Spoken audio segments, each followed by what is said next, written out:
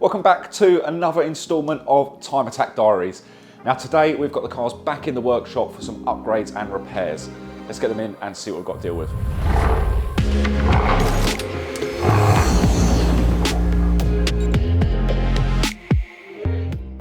Unfortunately, I'm not going to be able to make this weekend's round of Time Attack as I'm a little bit tied up with the arrival of our second child.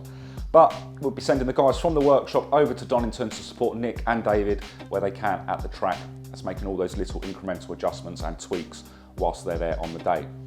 But for this week, I'll be where you guys are, and that is watching on the live stream.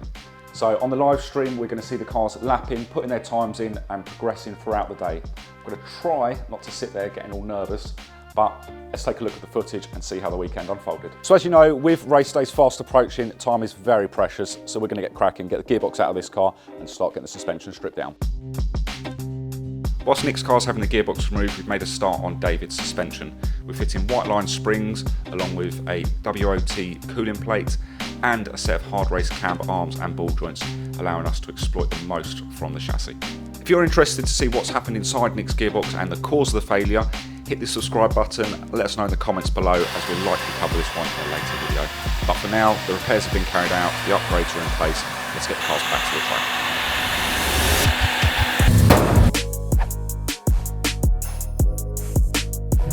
track. Cars all assembled in the paddock now, so let's get the cars out for their first shakedown.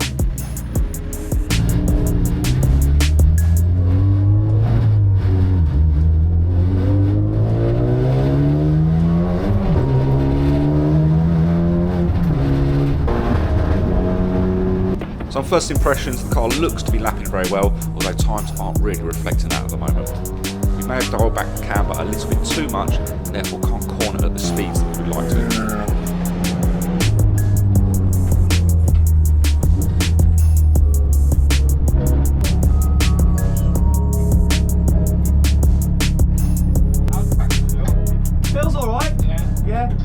Feels a bit lazy on the back though now, so we might tighten the back up too quick. One area that guys picked up on whilst the car was on its first couple of attacks is the rocker cover was giving it a slight bit of misting around the back area. So before that came an issue, we've replaced the gasket to get the car back out on track nice and perfect. With the car back together and a couple of quick adjustments made, let's get the car back out for another attack. Let's take a look at Nick's fastest lap and get his thoughts from the day.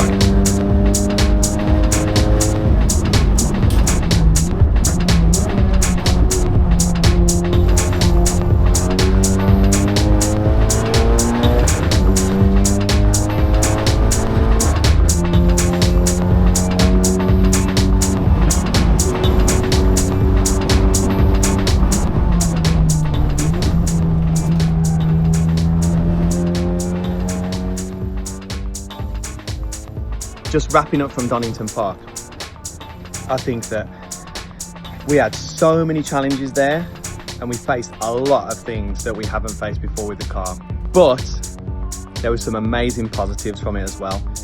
The gearbox and everything with the car was working perfectly.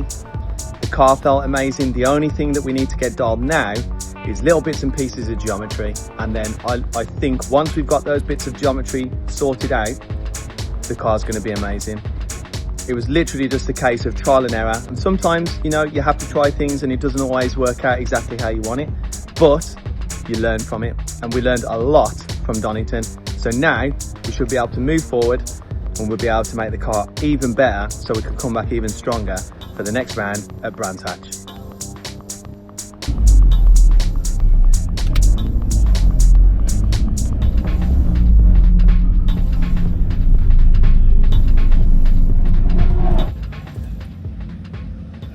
This weekend sees the first appearance of Aaron's YGHP Area Motorsport FK8 Civic Type R, which will also be competing in the Club 2-wheel drive class and hopefully give us a good benchmark of where we need to be.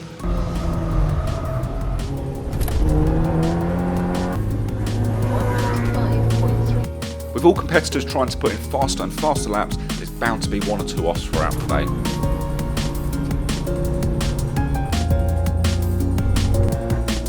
On to David's fastest lap of the day, let's get some driver feedback.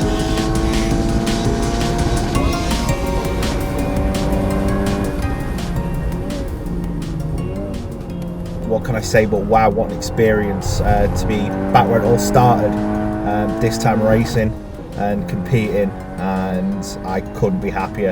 As far as the car goes, the addition to the springs, big shout out to Nick for those, and the additional geo setup, thanks to Phil for sorting that for us at such short notice, has made a day and night difference to the car. It performs so much better, able to corner harder, flatter, and the car feels a lot more confident through the corners, being able to push that vehicle just a little bit further to get those extra tenths of a second. For us now, it's a bit of a break. We won't be attending Brands Hatch, unfortunately, but fortunately we get some time to decompress and rethink our strategies, and hopefully get some of the weak points of the car sorted, so that when we go into round 4 at Snetterton, we'll be even more competitive and have a stronger vehicle. Unfortunately, we didn't get to catch up with Aaron or Bradley Burns, who was driving Aaron's car this weekend, but we did catch up with Dan Buckingham, so let's get a little bit of his feedback from the weekend. As you saw in the last video, encountered issues with the brake lines and brakes. Replaced the front brake lines for the AP calipers. The only other thing I wanted to get done but didn't have chance before round 1 was to get the car geoed. Thankfully, Robert Area Motorsport was able to squeeze me in before round 2. Onto attack 1 now. Didn't post the quickest of time. It was a 1:18 something. Onto attack 2 now, which was a very wet session, but it was a drying track. Car felt really, really good in the wet. I was set in purple sector times throughout the session. However, if you've watched a live stream, you'll see white smoke just start coming from the left-hand side of the car. Halfway around the circuit, I noticed my water temp started to rise. Pulled into the pits, and you can just smell coolant absolutely everywhere. So what I thought was tyre smoke was actually engine coolant. I had posted a decent time to get P2. So getting the car ready for the final, found a coolant hose had popped off on the auxiliary heater, which would explain why we'd lost coolant. So I got that repaired, clamps all tightened up, topped it off, back up with coolant, and just in time to get it back out for the final as well, with a couple of minutes to spare. Going into Old Hairpin, got a huge snap-off oversteer moment, sending my car right onto the grass under a massive cloud of coolant smoke as well. You can smell coolant. End of session for me. Did have a quick look under the bonnet at the time. You could see the top radiator hose had popped off. Something wasn't quite right. However, thankfully in our class, another competitor couldn't quite make the final session due to mechanical issues. So it was enough to get me P2, which is not how I wanted to get P2. I wanted to give Annie a good run for her money in that Lotus. It could have finished a lot worse. I was able to grab a nice bunch of points, still leading the championship by a couple of points going into round 3 now. But guys, thank you so much for your support. What a weekend that had panned out to be. So Nick's got himself on the scoreboard now and got a few points under his belt. David's progressed very, very well over the week, reducing his lap times. But remember, David's not going to be here for the full season. He's doing single round entries, so he's going to be missing the next round at Brands Hatch. We did also see the first of Aaron's car out on track, albeit somebody else was driving it. The car was lapping 4 seconds a lap quicker than what we are currently doing. So there's a lot of catching up to be done there. Can't wait for the rest of the season to pan out, and then again moving on into 2026.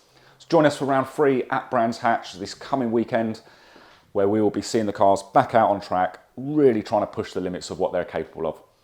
If you've enjoyed today's video, hit the like, share and subscribe buttons, and we'll see you on the next one.